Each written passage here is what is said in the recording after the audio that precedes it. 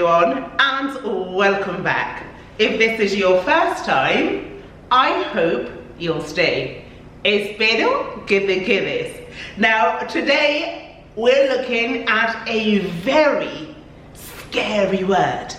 Now, today a student came to me so worried because she didn't understand what apocope was, and she was so worried. You know, it's a new concept. Do you know what it is? I'm going to tell you this secret. Come. Sometimes some books and some teachers like to use scary words that sound complicated, but they're really not. What does apocope mean? It just means shortening of a word. Now, the word comes from the Greek word apokopto, which means acortar, to shorten. Okay, so that's where the word comes from. Okay, sounds more complicated because it looks big and scary and foreign, and it doesn't have to be. Our translation is just to shorten. Now, you've seen these 10 words over and over again, and I've got this question time and time again, and so today I think it's a good day to clear this up. We're going to clear it all up, okay? These are the 10 words that you will see shortened. They're adjectives that are shortened. Okay, so the first one we're going to look at is uno, and we make this mistake a lot as English speakers, and a lot of younger students don't understand why this happens. Basically, when one of these words come before a noun, you take off a letter or various letters, you shorten it, and it sounds better, especially in masculine nouns. So we're going to have a little look. We know the word for one is uno. So why, when we're talking, why do we say es un gato inteligente instead of es uno gato inteligente? Do you see what I mean? So we wouldn't say es uno, it's one. We would say it's a intelligent cat. But we wouldn't write the uno, we would just say es un gato inteligente. Okay, it's an intelligent cat. It's a very clever cat. So here we would take it off, okay? Now, if it were female, would we do the same? We wouldn't. We would say, es una gata inteligente. We would leave it the same, but because we're talking about masculine words, masculine nouns, we would do it like this, okay? Though there are exceptions for feminine nouns that are an exception to this rule. We'll look at a few in a moment. Okay, so right, the next word that you will see is tercero, which is third. For us, it's third. So this one is one, and the next one, third. Tercero, third. We would say tercer, okay? So, el tercer día del mes me pagan, okay? El tercer día. So, el tercer día de cada mes me pagan. Okay? So they pay me the third day of every month. El tercer día. So if you would say el tercero día, it sounds weird, okay? So you would chop it up and just say el tercer día, okay? So this is why it is, and it sounds better. It just sounds better, and so you often see this in Spanish, okay? El tercer día. Now, if it was feminine, you would say, let's think of a sentence. La tercera semana. Semana being feminine, la tercera semana, you see, it doesn't get shortened, you just change the ending to an A, la tercera semana. So you see what happens? In masculine, you shorten it, and in feminine, you change the O to an A. Okay, all right, move on. Malo becomes mal. So malo is bad, right? So it becomes mal, okay? Es un hombre malo, you could say that. Okay. Mal. Es de mal gusto hablar de eso. It's very bad taste to talk about that. De mal gusto. Es de mal gusto. Es de mal gusto. Mal gusto. Poor taste. Okay? It's poor taste to talk about that. De mal gusto. Okay? Right, so you wouldn't say de malo gusto because it sounds strange. Okay? Moving on. Grande becomes gran. Okay? Gran. And I'm going to do this in feminine because we've probably seen this before. Okay. Hold on. Okay. Gran. Es un gran hombre. He's a great man. Es un gran hombre. Okay? Or in feminine you would say, you can still use it for a female. You could say, es una gran actriz. She's a great actress. So you see, it stays in some cases in feminine the same as in masculine. Es una gran actriz, okay? Or es un gran hombre. He's a great man. So in some cases it stays the same in masculine and in feminine noun, okay? Right, let's move on. So the next one we have, okay, let's put the example, es un gran hombre. Or you could say actriz, the same. Okay? Bueno becomes buen. Okay? So bueno obviously means good. We've seen this. So malo, bad. Grande is big or large. Bueno is good. We've seen that. Okay? Bueno becomes buen. Okay? Buen. Este año es buen año para viajar. Okay? So este año es feminine, es masculine. Este año es buen año para viajar. Okay, so this year is a good year to travel. Es buen año, without the S, people, without the S. Es buen año para viajar. So it's a good year to travel because the restrictions have been lifted, and so it's a fantastic year. It's a good year to travel indeed. Okay, moving on to a very popular one. We would have seen santo, which for us is saint. Okay, we talk about all these saints, these good people who've existed throughout history. Saint Patrick, Saint Thomas, lots of saints, okay? So in English, we shorten it as well to ST. In Spanish, they say San. Okay, so San Cristobal, San Patricio, so Saint Patrick becomes San Patricio.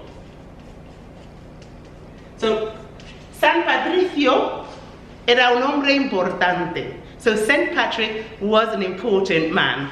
Okay, right. One of the other popular ones we see is cualquiera, which means any or whichever. Talking about a thing, whichever. Okay, or whatever, cualquiera, any, as well depending on the translation. Okay, so you would shorten it and you just take off the A and it becomes cualquier. So a good example would be, okay, cualquier color me vale. Okay, cualquier color me vale. Cualquier color me vale. Me vale is like, it works for me. Whatever color works for me. Cualquier color me vale. It's very colloquial, that expression, I think. Cualquier color me vale. So I don't really care about the color. Whatever color will do, whichever color. Okay, cualquier color me vale. Okay, so there you go. You simply take it off the O. The next one you will see a lot, and I've been asked this question just this week. Why isn't it ninguno? Why is it ningun? The same thing, it's just been shortened because it's a masculine noun that follows. So, ninguno, ningun. No. I don't like that one. Okay, yes, this one. No tengo ningún problema con decisión. Okay, I have no problem with your decision. Okay? No tengo ningún problema. Even though problema ends in an A, you do know it's masculine, right? El problema. Con tu decisión. Con tu decisión. Okay, with your decision. And you see here we've double negated that, something we cannot do in English. No tengo ningún. I have no problem with, so no and then none. We can't do that in English. So that's another grammatical difference that we have in the two languages. Okay, right, moving on. Ciento, which means 100. Ciento is 100. Okay, 100. Now when we're talking, we'd say 100. So for example, I would say, vinieron 100 ingleses hoy. Okay, so today 100 English people came. Okay, instead of ciento. If you put ciento, you would have to put an S to show hundreds in plural. Okay, so vinieron, the example, vinieron 100 ingleses hoy. So today 100 English people came. Vinieron 100 ingleses hoy. Okay, so instead of saying ciento, you would say 100. Okay, 100 ingleses, 100 English people came. Okay, so that is why you will see 100 instead of ciento. So if you were ever confused about that, it's simply because a shortening of the word happens because it's a masculine noun that follows. Moving on to the last one, alguno. Okay, alguno is some or any. Some or any. Okay, some or any. Alguno becomes algún. Okay, can you see it? Algún. It becomes algún. A good question. ¿Hay algún voluntario para ayudarme? Okay. I like that. So literally that would translate to, are there any volunteers to help me? Do I have a volunteer? Are there any? Okay. I question mark. ¿Hay algún voluntario para ayudarme?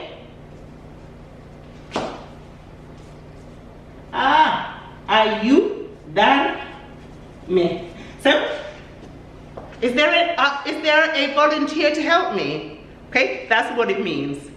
Do I have a volunteer? Are there any out there?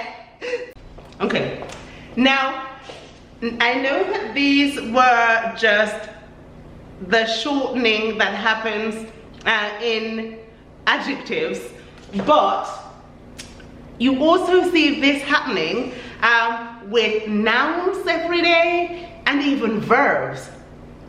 Listen, people, let me know if you've ever been to Murcia. Murcia, I think this should be the capital of Apocope, because they are just dropping letters left, right and center. Okay, some of the popular examples that you will hear in spoken Spanish are these that I've jotted down here. First, instead of fuimos, they will take off the S. Fuimo, fuimo, fuimo, fuimos al centro, fuimo. Okay. Next, I hear my children say this all the time, and I hear even my Spanish children that I teach saying that, señor. Okay, so this dropping quite a few letters. Instead of señor, sir, or señorita, they'll just say señor. Mi señor me dijo que hablara más en inglés. So my teacher said I should speak more in English. Señor. Okay, so they do it with nouns as well. So instead of señorita or señor, they say señor. Okay, and fuimo for that verb up here. And you will hear a lot with names as well. So nombres propios. Okay, so given names, first names like Guille. if someone's called William in Spain, Guillermo, and other times people will shorten that to Guille. So it's happening all the time. So when you hear the word apocope, you're like, oh, this is such a large and complicated concept. It's not. We hear it all the time. We do it in all languages, but it's just that word, I think it was new to us. And when we come across it in our book, we're like, what's that? And it's just scarier than it is, okay? Because that's what it is. It's just shortening of words. You might hear people take off the last letter of a word and put an accent on the last letter. Like, instead of saying ciudad, a city, they say ciudad, ciudad, ciudad, ciudad. Like accent on the A. And so, as I said, it happens everywhere. Do not be scared when you see the word apocope. Apocope in Spanish, but even if you were to ask a Spanish student from Spain, they wouldn't know what it means. So it's just a very technical term, so I wouldn't get too scared about it. Just use the more frequent way of expressing yourself, which is the shortening of words in Spanish. I hope you found this helpful, and please leave your thoughts down below. Until next time. Adios, chicos. Bye.